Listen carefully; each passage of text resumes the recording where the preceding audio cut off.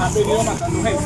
Actualmente, ¿cómo están los datos? Van 50 personas asesinadas en todo el país, 36 de ellas en Cali. Ustedes se han dado cuenta que en Cali es donde se está concentrando la mayoría de represión, la policía, el ejército disparando directamente a la gente. La cifra más grave es que hay más de 600 desaparecidos en el país. 600 personas, especialmente jóvenes, que han capturado y no se sabe dónde están.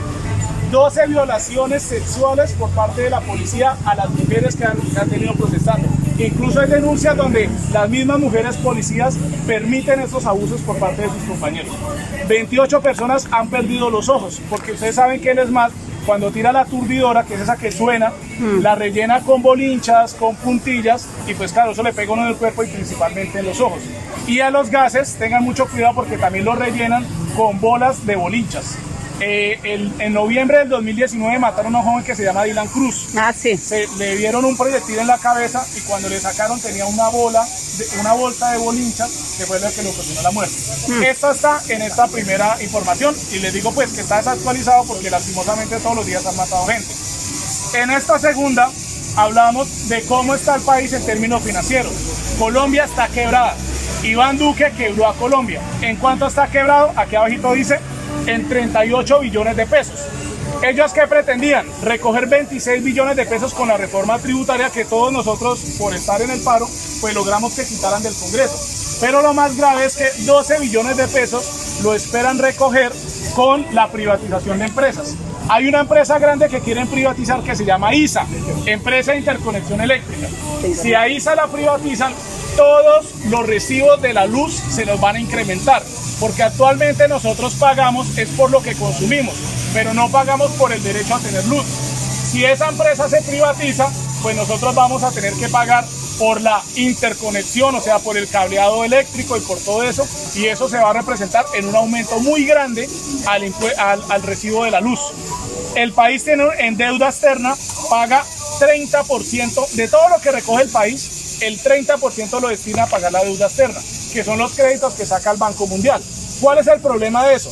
Que la mitad la usa para pagar la deuda y la otra mitad para pagar los intereses. ¿Qué quiere decir esto? Ustedes saben que tiene una deuda y si usted me debe 10.000 pesos y me paga 5.000, me abona 5.000 a la deuda y 5.000 por intereses, pues usted sigue teniendo una deuda de 5.000 y yo le sigo cobrando intereses. O sea que esa deuda nunca se va a quitar.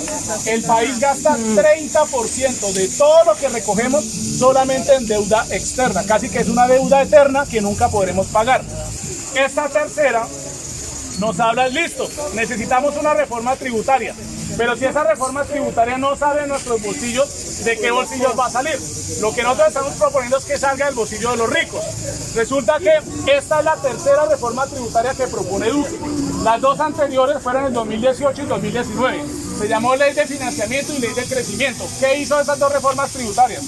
Les quitó en impuestos 9 billones de pesos a los bancos y 12.3 billones a las empresas mineras.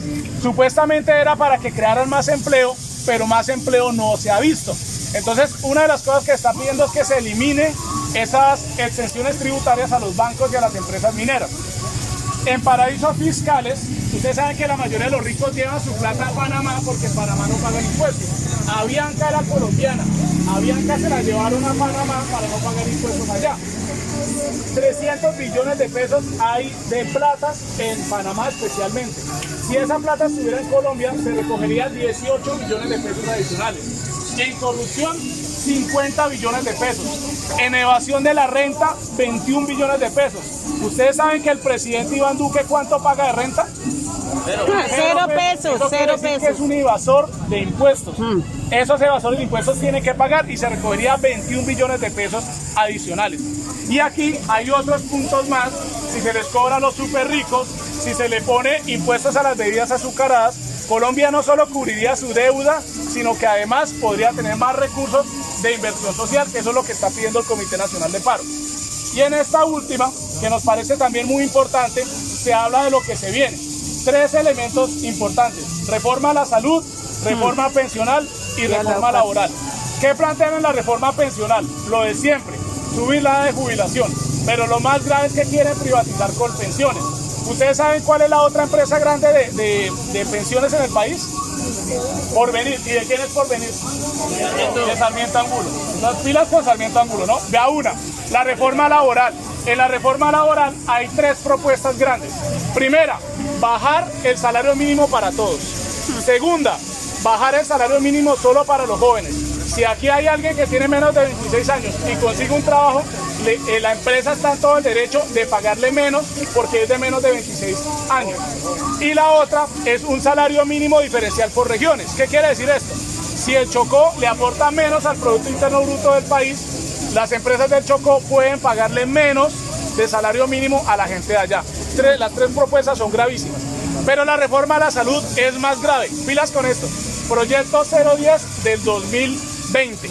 ¿Qué pretende? Actualmente todos nosotros pagamos EPS, ¿sí o no? Sí. Ahora pretenden 2 cosas adicionales. La primera, que tengamos que pagar pólizas por enfermedades. Si aquí hay alguien sufre, no sé, de asma, que es el ejemplo que estamos dando, entonces esa persona tiene que pagar una póliza adicional para que lo atiendan por asma.